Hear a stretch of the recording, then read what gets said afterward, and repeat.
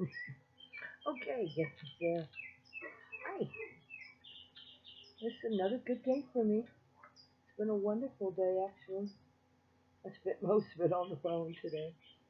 Um, all the work is done around here in the backyard, so I'm sitting here by myself, listening to music and just enjoying the day. With tarp up the way it is now, I don't have to worry about it being too sunny out. It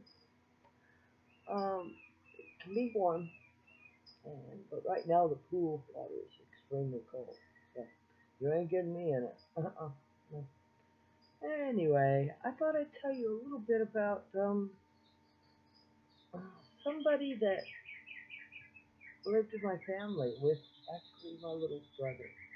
He lived with me. He's 6 years younger than I am, so I was pretty well established in the family before he came along.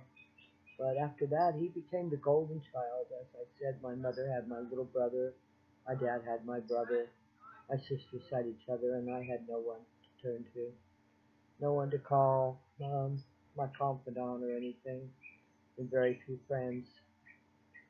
Um, my brother never really had a job once he got older. He was babied so much, and my dad coddled him so much. He never felt that he had to work. He never went to school. He wasn't very intelligent, though. You know, he did do some junior college. Um, I guess I don't know. For some kids, they're too smart. You know. Anyway, how do you like it? I'm sitting here rocking my life in my rocking chair today with the pool behind me, and glad how it turned out. It looks really nice to me. I'm really looking forward to spending the summer here. But anyway, my brother grew up with an entitlement attitude to where he didn't have to do a thing, and he treated my mother like she was a servant rather than his mother. Um, and he never let go of her. I call it she never stopped nursing him, sucking on the tit until the day she died. When my father passed away, he became even worse and ran the rest of the family more or less off. So the last few years of my mother's life was taken from me by um, me standing up for myself when I was visiting with my mom one night. We're trying to watch a TV show, and now I gotta understand, and so does everybody else. If you really want to bother with understanding me, I don't really give a hoot anymore. But he'd been on crank, and he'd been on it for years. He even gloats now that he was on it for 22 years or something like that. Mom always wondered, but nobody ever, really told her the truth about it. But he tortured my poor mom in the last few years of her life, and now he says that everybody in the family gave him an applause. Well, I wasn't one of them, and I have nothing to do with him. But the thing is, he's a complete narcissist. Learned that from my dad, who thought that that came with being a man, um, running things and telling women what to do. I remember I moved in with them at one point. He says, "Oh, good, Pam's here. He can clean up Stephen's part of the house, or she can clean up Stephen's part of the house." And I said, "Excuse me, I don't think so." And he said, "Well, you're a female. You do what you're told." And I said, "I don't think so." And so I never actually, it was never brought up again because I just wasn't going to do it. And it just never happened. So anyway, that's how my dad felt or thought that females were to do what they were told to do, and they were being kept supposedly. So everything in the house just belonged to him. It didn't belong to my mom. My brother made it clear to my mother that everything belonged to my dad, and she had you know, no word over it at all because he had worked his ass off to buy it, and she was lucky to even be able to have a place to live. That's how he treated her. And then after he passed away, he just took over my dad's place. And so, anyway, now because of that, he has absolutely no idea how to run his life. He has now supposedly quit the drugs and has actually quit smoking. It's something that I haven't been able to do yet. But he's on oxygen, and he ended up with my older brother's house, which he's never worked a moment for, and everything my mother and father, more or less everything they owned. And he sold what he could and has just made a hoarder out of himself with the rest of it at my brother's house that my mother ended up giving him so he'd have a place to live after she died. And now he's doesn't have to pay a thing because my brother had paid the house off. And, you know, I don't really care. My house is my house, and I have paid my house myself. Actually, I wanted to tell you guys something. I'm not out here to try to make a buck, okay? Actually, there's no way that I know of to make a buck out here.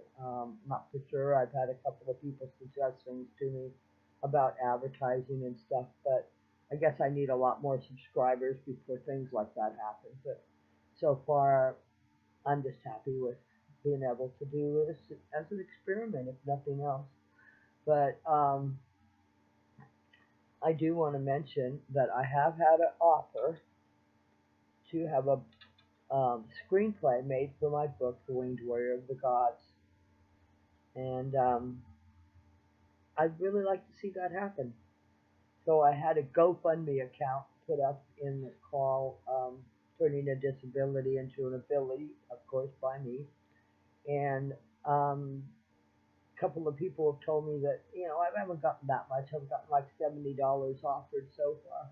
But if you want to support me in that, what I'm trying to do is turn my disability into an ability so I can get off of Social Security for the first time in my life and be self-sufficient.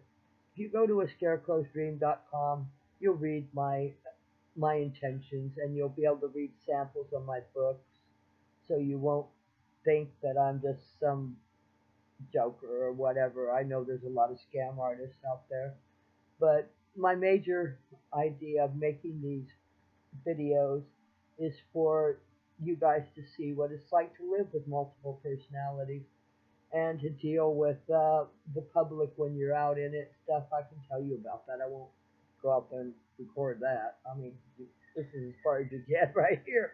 You know, me in a sarong and, you know, sitting on my patio and hoping I'm talking loud enough for people to hear me. I'm not sure. I have the earbuds in, but I hope my neighbors can't hear me.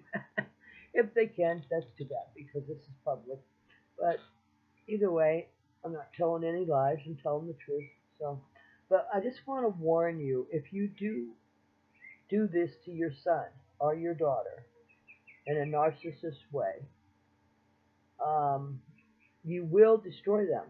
You're not doing them any favors by coddling them and not making them work for a living. If they stay with you, they need to do chores around the house.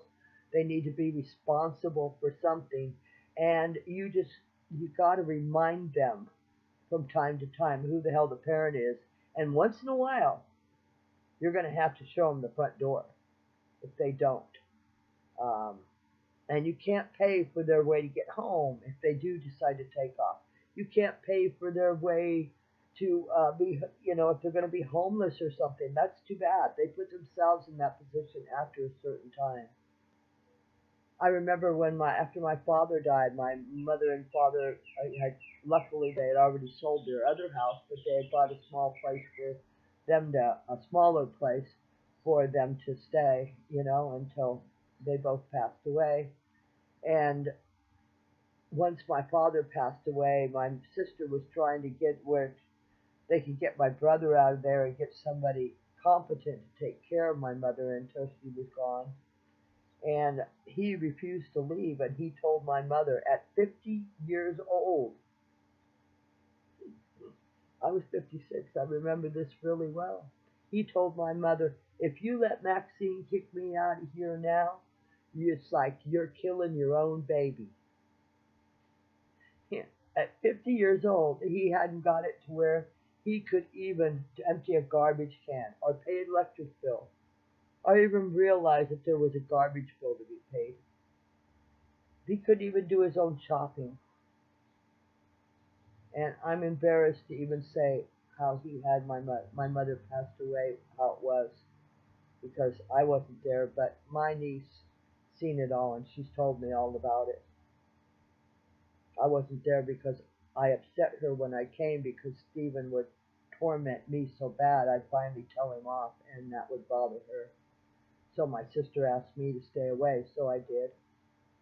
So I missed the last few quality lives time that I could have had with my mother before she passed away.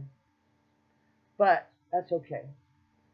Mom and I had a real good time before she started really losing it. I truly believe she lost it because of living with him. He never really took care of her that I know of anyway. Whenever they came up to see my other brother, he would play his music so loud in the car that she'd have a migraine by the time they got there, and she couldn't even enjoy the visit. And he never would bring her here because I would not allow him to do that to her. Well, because I told him off that one night. And I says, I know, hey, by the way, Mom, my words were when I left the house that last time, he is on crack, and I'll tell you what, I hope to hell you don't find the body, but I hope he kills him. And I said it loud enough to where they both heard me. So there was no question about it. So there was no more lying about it. His, his psychobabble was done as far as I was concerned. And to this day, it still is. He's called me once in a peril going, you have a family, you got this, you got that. And I go, yeah. I have my sons and I have my grandchildren. Well, I never got that. Well, that's not my fault. And I'll be damned if I'm going to put up with your bullshit just because you are called my brother. My sister's called. One's from Oregon. She came over to visit my other sister, and they both wanted to drive by, pick me up, and take me to my brother's. And I said, excuse me, but why would I want to do that? I have nothing positive to say to him. Oh, come on, he has COPD. Excuse me, so do I. Well, and I got a heart problem. I got 4 stents in my heart and 1 in my neck, along with COPD and diabetes. So, I haven't had anybody give me a call. I haven't anybody in the family giving a shit about me driving clear from Oregon and Grass Valley to see my sorry ass. So, I'm sorry, I kind of just said, never mind. I have very little to say or do with any of them. But I'm fine. I'm doing great on my own. I never needed a family any more than I needed a husband. Always wanted one. Of each. But I'm doing great. And so are my grandchildren. And I'm going to continue to do even better. And you know what? It's blowing them all away. They didn't think I'd get there from here. They didn't think I'd get here from there, actually. And that's their problem. Talk to you more about it next time. Have a great day, because I sure am. Bye.